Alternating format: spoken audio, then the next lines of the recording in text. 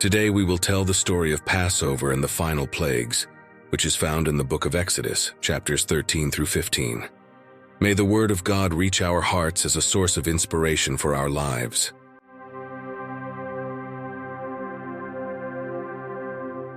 The corridors of the Pharaoh's palace seemed to breathe with palpable tension as Moses entered, his imposing figure projected against the grand pillars supporting the gold-adorned ceiling.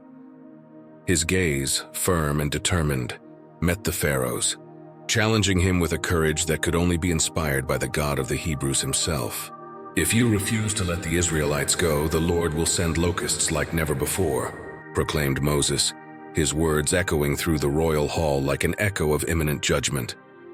"They will cover the ground and devour everything that was not destroyed by the hail."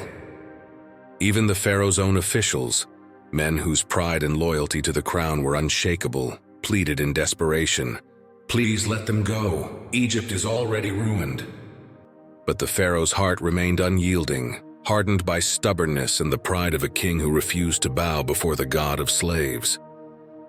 "The men may go and worship their God," the Pharaoh relented, his words laden with reluctance. But Moses did not settle for this partial concession. With the authority of a divine envoy, he hardened his own heart against the Pharaoh's manipulation. "When we depart, we shall take with us not only the men but also the women, the young and the old," declared Moses with unwavering determination, "and our flocks and herds shall go with us." The Pharaoh's wrath exploded in response, his features contorted with disdain. "Absolutely not," he roared, his voice echoing through the hall's walls like a thunder of rejection. And with a gesture of his royal hand, he commanded Moses and his followers to be expelled from his presence. But on the following day, as the sun rose over the Egyptian horizon, the skies filled with a cloud of locusts, a plague unlike any seen before. In a voracious swarm, they devoured everything in their path, leaving behind only desolation and despair in Egypt's once lush land. The halls of the Pharaoh's palace were steeped in a charged tension as Moses entered, his imposing figure contrasting with the opulent majesty of the walls adorned with gold. Before the Pharaoh's throne, he stood with unwavering determination, his gaze fixed on the Egyptian monarch. "I'm sorry for my sin," murmured the Pharaoh, his voice laden with a mixture of feigned humility and genuine desperation. "Please ask God to take away the locusts." Moses lifted his hands in prayer, his lips whispering words of supplication to the Most High. And then, as if answering the call from above, a strong wind blew from the desert, sweeping the locusts away until none remained. A miracle so powerful that not even a creature was left to witness the Pharaoh's fury. But the Pharaoh's benevolence was as fleeting as the breeze that had dissipated the plague. As soon as the locusts vanished, his heart hardened again against God and the Israelites, and he refused to yield to divine will. Then, in an even greater show of power, God instructed Moses to stretch out his hand to the sky. In an instant, a deep and impenetrable darkness enveloped the entire land of Egypt, a darkness so dense that the inhabitants could feel it, suffocating them and depriving them of any sight. For 3 long days, Egypt was plunged into the dark embrace of darkness, while the Israelites enjoyed light in their homes, protected by divine grace. Faced with the undeniable proof of God's power, the Pharaoh once again relented, but only partially, in a final act of stubborn resistance. "I will allow your people to go worship in the desert," he declared, his words laden with reluctant concession. "But leave your herds and flocks behind." Moses stared at the Pharaoh with determined eyes, his unwavering resolve echoing in every word he uttered. "No, we will take everything, including the animals." The Pharaoh, consumed by a burning rage, cast a look of disdain at Moses. "I will not let the people go. Now get out of here and never return. Mark my words, if I see you again, you will be dead." But even in the face of Pharaoh's wrath, Moses stood firm, for he knew he was fulfilling the will of the Lord. And it was then that God spoke again to Moses, revealing to him the ultimate plan to free his people from Egyptian slavery. "A final plague will fall upon the Egyptians," said the Lord to Moses, "and then Pharaoh will insist that the people depart. Moses listened attentively to the Lord's words, absorbing each instruction with reverence and determination. "Give my people these instructions," he said to the Israelites. "Each family must select a 1-year-old male lamb without defect. They must sacrifice it and spread its blood on the lintel and side posts of the doors. The people must stay inside their houses. Outside them, they will not be safe." And so, under divine guidance, the preparations for the last and most terrible of the plagues began to unfold.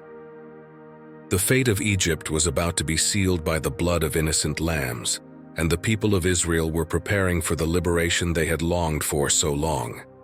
The words of Moses echoed among the Israelites, laden with urgency and hope. "Roast the lamb's flesh and eat it hastily, clothed with your mantles and sandals as if you were ready for the journey. If it is too much for a family to consume, let them invite another family to join them." The people of Israel, attentive to the Lord's instructions, prepared with diligence and reverence for the imminent passage of the angel of death. At midnight, silence hovered over the land of Egypt as darkness enveloped every nook and cranny. And then, like a shadowy specter in the night, the angel of death slid through the silent streets of Egypt, its presence invisible, but its mission terrible and inexorable. From the golden mansions of the pharaohs to the humblest slave huts, death made no distinction. Desperate cries echoed through the corridors of Egyptian homes, permeating the night air with the lament of loss and affliction. But in the homes of the Israelites, where the blood of the lamb had been carefully spread over the lintels and doorposts, a sacred silence reigned. There, where the blood marked the difference between life and death, the Lord passed over them with mercy, sparing the firstborn of the children of Israel. It was the seal of the covenant between God and his people, the sign of liberation and redemption that would echo through the ages. Pharaoh summoned Moses and Aaron, his voice resonating with urgency and tension. "Leave, take your people, take your livestock, and go." Pharaoh's clamor echoed through the palace corridors, while outside its walls the people of Egypt waited in anticipation and fear. The plagues had cast a shadow over the land, and the weight of divine wrath hung in the air like a dense, oppressive fog. But this time it wasn't just Pharaoh who wanted the Israelites to leave. The whole of Egypt longed for their departure, fearing that the next plague would bring death and desolation to every Egyptian home.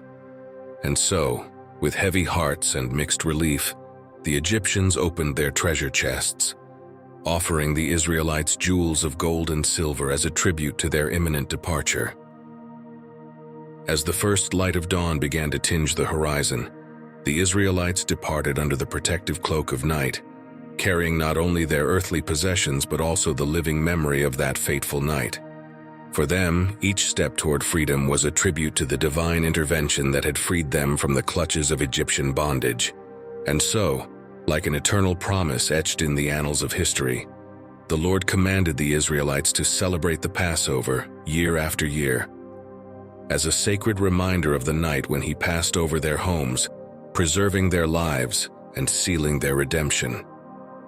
It was the beginning of an epic journey to the Promised Land, where freedom would flourish and the divine promise would be fulfilled.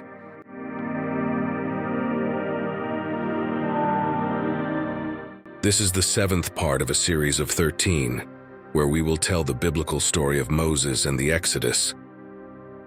Continue with us so you don't miss the next chapters of this story so important to all of us. If you are not yet subscribed to our channel, click on the subscription button and join our community. Don't forget to comment, leave a like, and click on the notification bell. Your presence and participation here is very important to us. And if you missed the previous episodes, we have a complete playlist with all the videos in chronological order. Today I want to leave a verse that is found in the book of Exodus, chapter 14, verses 13 and 14. Moses answered the people, "Do not be afraid. Stand firm and you will see the deliverance the Lord will bring you today. The Egyptians you see today you will never see again. The Lord will fight for you. You need only to be still." May God's presence be a constant in your life, bringing blessings, joy, and love. God bless you.